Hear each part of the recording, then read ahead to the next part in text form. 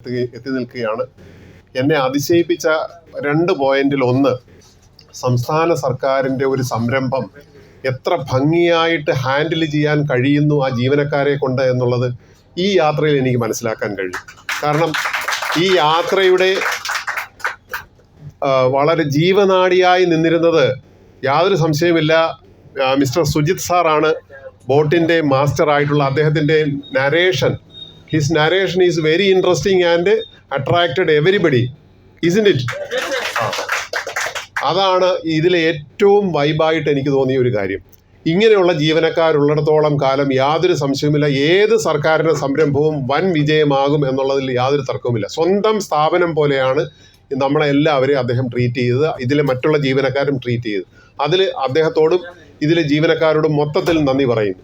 പിന്നെ മറ്റൊന്നെന്ന് പറഞ്ഞാൽ, I am from Kayamkulam, that is 45 kilometers away from Alapi town, and this place belongs to my district.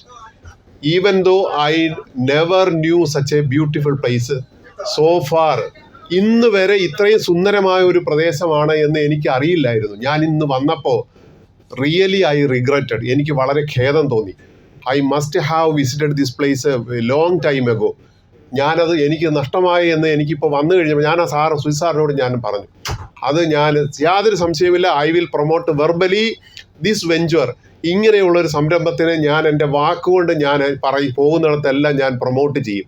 മാത്രവുമല്ല, സർക്കാരിൻ്റെ സംവിധാനം കേവലം 400 രൂപയ്ക്ക് അല്ലെങ്കിൽ 600 രൂപയ്ക്ക് ഇങ്ങനെ 50-ൽ പരം കിലോമീറ്റർ സഞ്ചരിക്കാൻ കഴിയുന്ന ഒരു മഹത്തായ സംരംഭം വേറെ എവിടെയും കാണുന്നില്ല. വളരെയധികം പ്രയോജനകരമായിരുന്നു. I enjoyed very much. My family also with me, my extended family with me, they are also enjoyed very much.